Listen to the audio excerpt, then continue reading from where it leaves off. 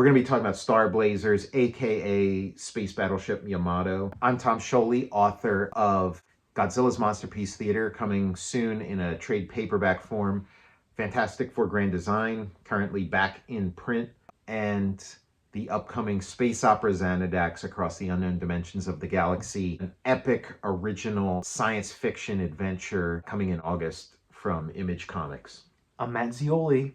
So speaking of epic science fiction, I thought it would be a good time to talk about Starblazers, also known as Yamato. I forget what the full title is, something like Space Battleship Yamato. Yes. You turned me on to this, Tom. Okay. I had never heard of it, but I've seen imagery from it. Didn't know what it was. Mm-hmm. Just sort of in that realm of like when you're thinking about, old retro Japanese animation. Yeah, like I would get Toy Fair magazine, mm-hmm. and in Toy Fair magazine, they'd have like ads for like models you could buy. Yeah. And they would sell like that battleship spaceship. Yeah. And I didn't really realize what the Yamato or the Argo in Starblazers. Great design. Yeah. But the original show, it's from 1974, and it seems like a lodestar for Star Wars. Yeah, because we always talk about this. There's all these different fandoms that are like, this is what George Lucas ripped off to make Star Wars. So it's like Valerian, which is this French series of graphic novels, which is what The Fifth Element is based on. So that's one of the ones, like, fans of that are like, look at this, and it's got like a guy frozen in carbonite, it's got all this, this is where George Lucas got Star Wars from. And then you got Dune, and it's like, this is where George Lucas got Star Wars from. And then you have Jack Kirby's New Gods, and it's like, this is where George Lucas. So another one is Starblazers. Really? Now, for me, when I was a kid, it was like, when I was little, it was, Star Wars mania was just going full strength. And then when I saw this cartoon, Starblazers, I was like, oh, this is some cheap, Star Wars ripoff trying to cash in on this. Like, for years and years, I thought it was like, okay, this is a quickie way to get a couple bucks off of the Star Wars phenomenon. Starblazers came out at like the 79, right at the height of the... Yeah, so and then years later, talking to my friend Chris, I was just talking to him today, and we were talking about Starblazers. He's like the biggest fan of this stuff that I know, and I'm trying to encourage him to write a book about it, because he's like the expert on this stuff.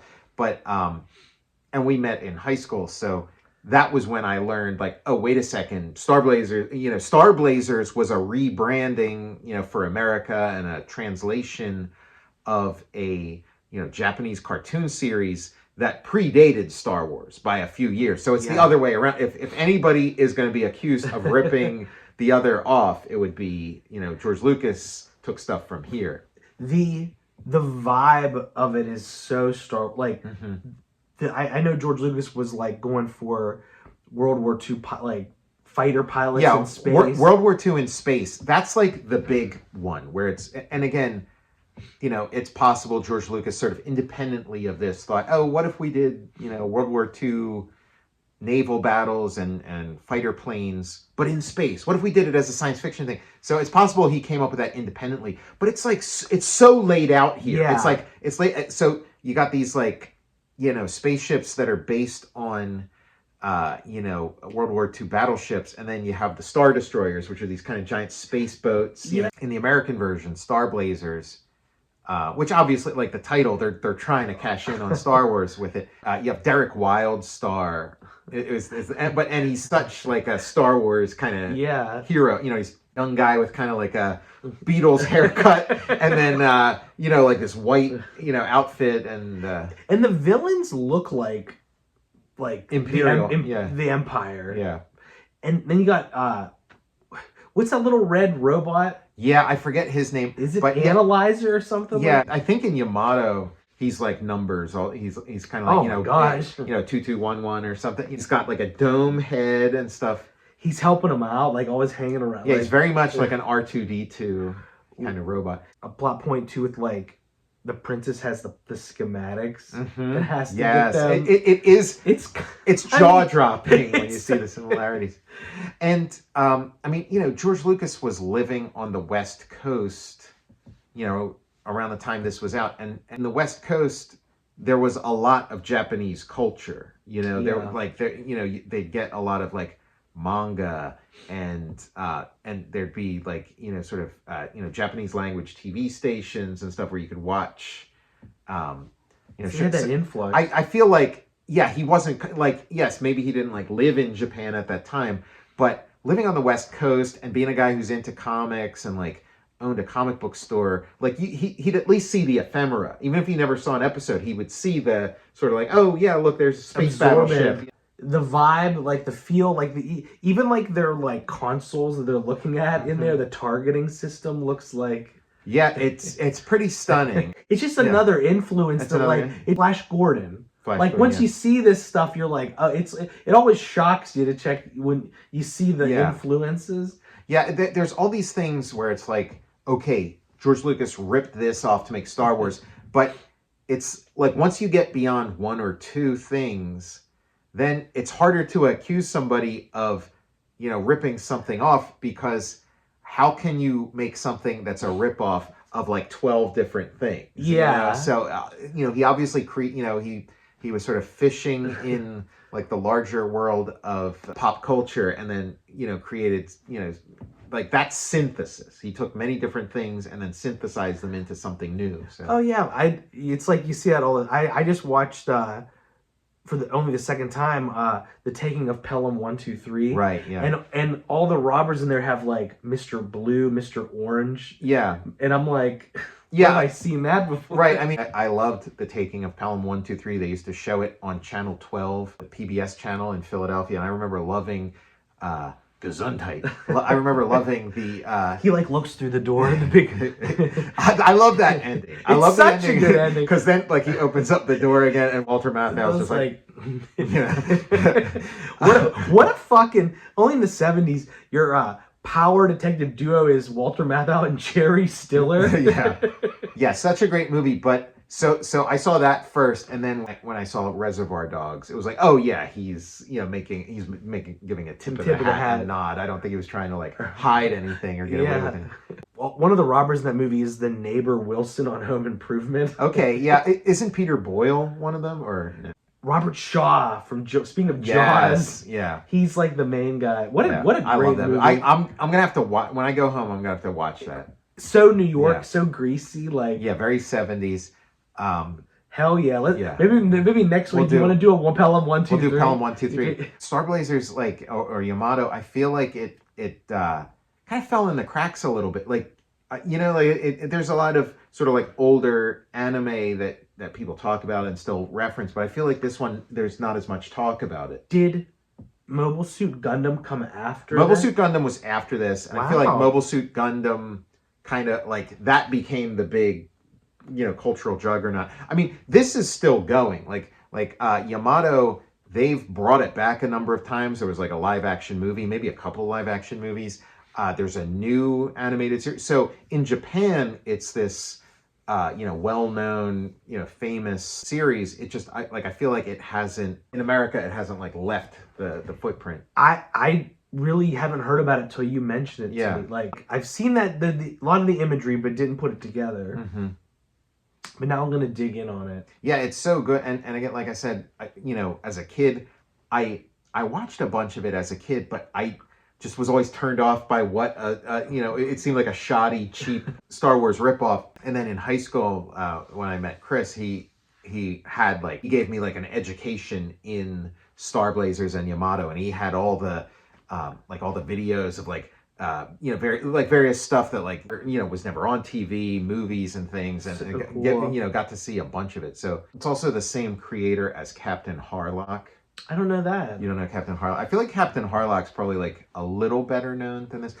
Also, when they made the live action Yamato movie, Steven Tyler wrote like the theme song for it. This was like after What? Armageddon. He did the theme song, like he did Oh, he did yeah. like he did the big song.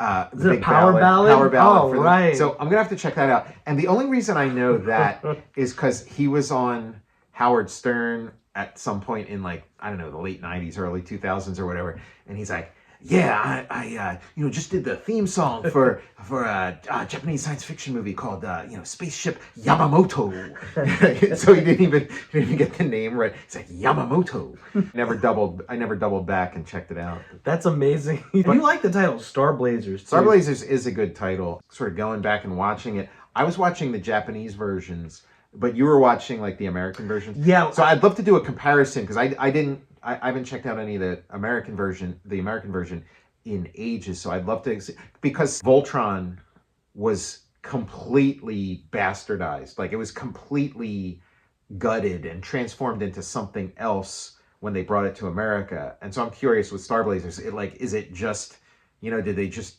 translate the dialogue and change the character names? Or is it like a completely different story, like, Saban did with Power Rangers?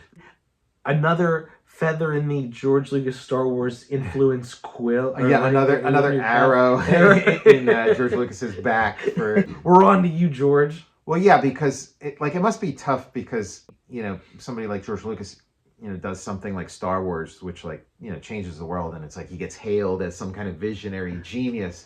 And then it's kind of like, everyone that worked on the sweat starts to pour down when he's thinking about all the stuff he lifted.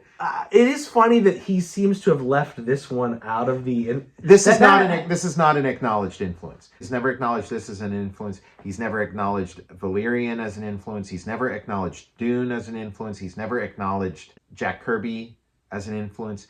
And there's I think Freud came up with it, but there's this idea of the anxiety of influence, and it's like he can admit to the samurai movies influenced me, or Dam Busters or something. Like he can admit to these things that are not like the dead on influence. These are like kind of like influences that are a couple steps removed. But the ones that are like dead on, the influences that like you just completely like grabbed stuff from, like he just can't admit it, and maybe he can't even admit it to himself. Maybe like something in his psyche is protected, but it's like this anxiety of influence that like, if I tell them that I basically just took this bit from here and that bit from here, they'll kick him out. Yeah, they'll kick him out of his compound or whatever. They'll kick him out of Skywalker Ranch. Like, yeah, if it had been in one of his interviews, I would have heard about this along the way. Also, I mean, I feel like something like Star Wars or whatever that's like so huge. You get to, like maybe he can only acknowledge his public domain influences, but like once you start acknowledging influences, then it's like he said, "Oh, I loved it. There was this show, a space battle cruiser Yamato, and I loved it, and I thought it was so cool, and the idea of like World War II in space, and they had a cool domed robot, and I told the designers like, oh yeah, take a look at that. That analyzer robot is so R2. I mean, it's ridiculously R2D2. Yeah, and isn't it shocking? Like seeing this after you saw Star Wars, because again, my brain is kind of getting rearranged with all this stuff because it is like I was super huge into Star Wars, and then I saw this, and it's like, okay, Star Wars ripoff, and then like the Micronauts is another one where I still gotta remind myself that Micronauts came first. You know, like even the shots they use in the cartoon. The editing. The editing is Star Wars editing. Yeah. The way they cut from like the cockpit to outside, like it's I think goddamn ridiculous. I think they have like a planet destroying cannon too. Yeah. There's the planet destroying cannon. Like the princess has to get the schematic. Like it's like, help me, you're my only hope. Yeah, the only thing missing is like the buttons on the side. Yeah, she puts the thing like inside the analyzer or whatever. Like, but the editing is totally Star Wars editing. And so much of it's there. And I would imagine if you're like, George Lucas is a very methodical kind of guy. I would imagine, and again, like THX 1138, that short film that he won, Space Lab or Computer Labyrinth, THX 1138, whatever, that student film. That was somebody else's story too. Like some other film students had written this script, and but then they decided they weren't going to do it. They were going to do something else. And George Lucas was like, "Oh, well, can I do it?" And so he did it. So so it's he's not he wants to make movies, but he's willing to sort of take whatever. And again, like those people gave him their permission and they were credited and stuff. But he's so methodical that I would imagine it's the 70s, and he's like, I want to make a like a science fiction, space adventure movie for kids to sort of inspire kids. I would think he would just kind of look at what's out there, be like, okay, let me check out other stuff that's like in this genre. And here, this is like sitting right there waiting for him, Oh, yeah. And like, it's crazy that this is like almost 5 years before Star Wars. Mm-hmm. And every so often, the science fiction that was part of like children's television in Japan in the 70s and the 80s was so far ahead of the curve. And like, I'm kind of jealous, of like kids who got to grow up with all this stuff, because I was so like, Star Wars was like one of the few things that kind of like fed that sort of appetite. For a kid living in Japan, you're getting like a daily like barrage of this kind of stuff. And it does seem like every couple of years there was somebody who like, had a business trip to Japan or something, and then came back to America and was like, there's these science fiction shows in Japan. They're super huge. There's toys connected, all kinds of stuff. They're like, let's bring it here. And then, either being told, get out of my office or whatever. And so you'd have Ultraman would make its way here. And then this sort of makes its way here. And then Stan Lee trying to get some of those, like Japanese shit, like the Japanese Spider-Man, and then the spin-offs from that, trying to get those here and stuff. The biggest successes were like Transformers, which again was the show and everything was original to the US, but it's like these like Japanese toys, and it's like, let's bring to where it becomes this global phenomenon.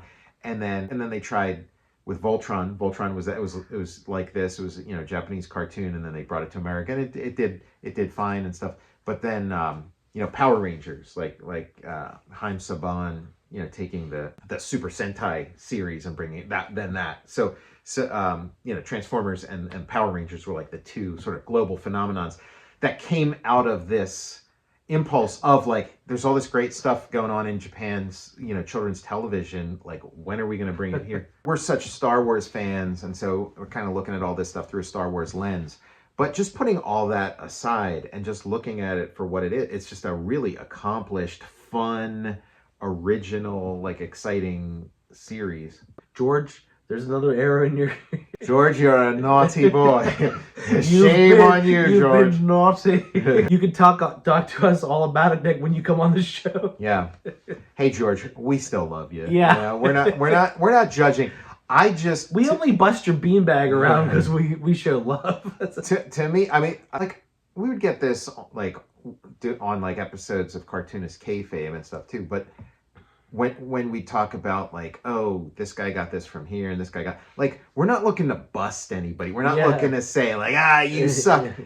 I mean, like, I understand that that's just part of, the traditions of making art, and like everybody's influenced by something. It's just interesting to me. It's interesting to me, like, where do these things come from? And you're going to make this space movie, and then you have this, you want to, dig into, do deep dives into all the, I'm always just interested, where do ideas come from? Where they come from. Like, speaking of Steven Tyler on Stern, Walk This Way, they were watching they were watching Young Frankenstein. Really? That's where that came from. That's hilarious. Like, he said Walk This Way. Yeah. That's where they got the line. Hilarious. Isn't that awesome? That is awesome. Ideas come from anywhere. Yeah. I forgot to talk about the theme song to Starblazers, because that was another thing that turned me off to this show as a kid. Was I thought the theme song was so corny. It's like, on our way to Iskandar, and we fight the Gamelons. Starblazers. Like, it just sounded so corny. It's like it's being sung by Gomer Pyle USFC. Yeah, right. Like, the theme song for the American version, Starblazers, is super cheesy, but then the theme song from the Japanese series, it's the same tune, just like different words, and it's like super classy. So it's kind of funny. Like, the guy who's singing the theme song for Starblazers, sounds like he like drank a bunch of milk with honey in it He's before he got started shit singing. in his throat. Starblazers. But anyway, so this was fun talking about it. We'll go a little deeper with Starblazers as we get deeper into the series. I'm Tom Scioli, author of Space Opera Xanadax Across the Unknown Dimensions of the Galaxy, coming in August. Big, huge original graphic novel from Image Comics. I'm Matt Zeoli. We'll see you on the outskirts of Skywalker Ranch. Yeah, we'll see you on the planet Iskandar.